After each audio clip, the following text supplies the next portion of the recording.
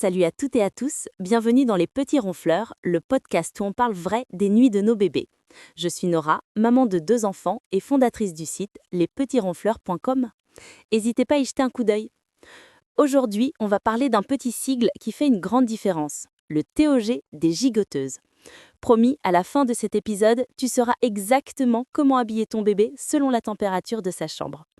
Amélie est avec moi, une amie de longue latte et experte des gigoteuses. Coucou Amélie. Hello Nora, hello à tous. Experte, je ne sais pas, mais je peux essayer. En tout cas, sujet ultra pratique aujourd'hui et je crois qu'on a toutes déjà googlé TOG 2.5, c'est pour quand à 2h du matin. Clairement, je me revois avec mon premier, une main sur le babyphone, l'autre sur le thermomètre, à me demander s'il avait trop chaud ou trop froid. Alors on reprend à la base. Le TOG, c'est l'indice de chaleur d'une gigoteuse. Plus le chiffre est élevé, plus ça tient chaud. Et le critère numéro 1 n'est pas la saison mais la température de la chambre. Toujours. Oui, et le test le plus fiable, c'est la nuque de bébé. C'est ce que j'ai toujours fait.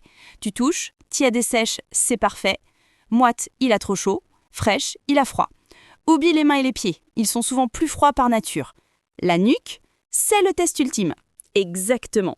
Et point sécurité les amis, la gigoteuse et c'est tout. Pas de couverture, pas de couette, pas d'oreiller. On reste sur un couchage sécurisé pour limiter les risques, notamment de surchauffe. Je répète ça souvent mais c'est hyper important. Et si on se faisait un petit mémo frigo pour se souvenir vite fait bien fait? Allez Nora, t'adores ça.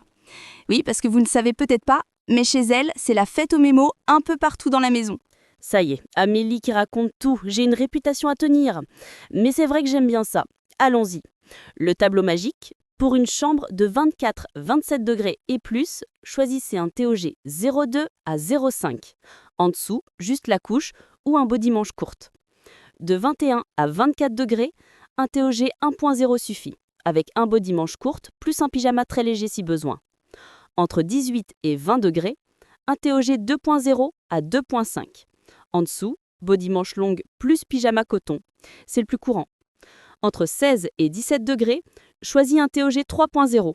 Dessous, body manche longue plus pyjama chaud, velours. Moins de 16 degrés, TOG 3.5. Dessous, body manche longue plus pyjama chaud plus saucette. Je rajoute une anecdote. L'hiver dernier, ma maison était un peu fraîche. J'ai sorti un TOG 3.0 avec body manche longue plus pyjama velours et j'ai failli ajouter des saucettes. Pour être sûre, mauvaise idée pour moi. Nuque moite au réveil, j'ai retiré les saucettes et hop, nuque tiède. Comme quoi, mieux vaut suivre la nuque que nos peurs. Team nuque d'abord toujours. Sur les saisons, je marche comme ça. En été, TOG 0,5 en gaze de coton ou bambou, hyper respirant. Parfois, couche seule suffit en canicule. À la mi-saison, TOG 1.0 avec un body manche courte plus un pyjama léger. Printemps et automne, TOG 2.5, le roi des rois à 19 degrés, avec un body manche longue plus pyjama coton.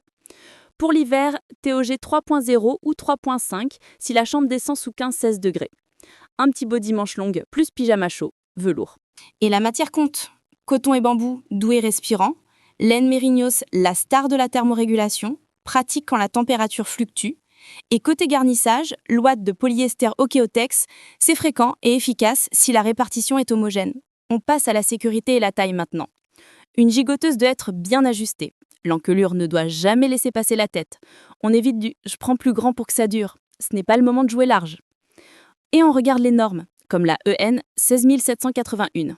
Petit détail utile, zip qui se ferme de haut en bas, pas de protection, pas de capuche, ni cordon. C'est le combo parfait. Question qu'on me pose souvent, à 20 degrés je mets quoi? Réponse simple, TOG 2.0 ou 2.5, plus body manche longue, plus pyjama coton. Et on vérifie la nuque après 20 à 30 minutes de sommeil. Autre question, je peux mettre une couverture avec la gigoteuse? Non, jamais. C'est contre-productif et dangereux. La gigoteuse remplace la couverture. Et pour les nouveau-nés, on applique les mêmes principes, mais on redouble de vigilance sur la taille, naissance ou 0,3 mois, et on vise une chambre entre 18 et 20 degrés. Le fameux TOG 3.5, c'est uniquement quand la chambre est vraiment froide, en dessous de 16 à 17 degrés, typique des maisons anciennes en plein hiver. Donc normalement, on en a rarement besoin. Petite confession, j'ai déjà craqué pour 2 gigoteuses 2.5 de marques différentes et elles ne tenaient pas pareil. Moralité, on suit toujours les recommandations de la marque et on observe son bébé. Il faut être conscient que le TOG est un repère, pas une vérité absolue. On fait le top 5 des erreurs à éviter? Oui, je sais, j'adore les listes. Tu le méprises au pif, sans thermomètre dans la chambre. Tu ajoutes une couverture au calot. Tu prends une taille trop grande pour plus tard. T'oublies d'adapter la tenue dessous. Exemple, pyjama polaire plus TOG 2.5 à 21 degrés, c'est surchauffe.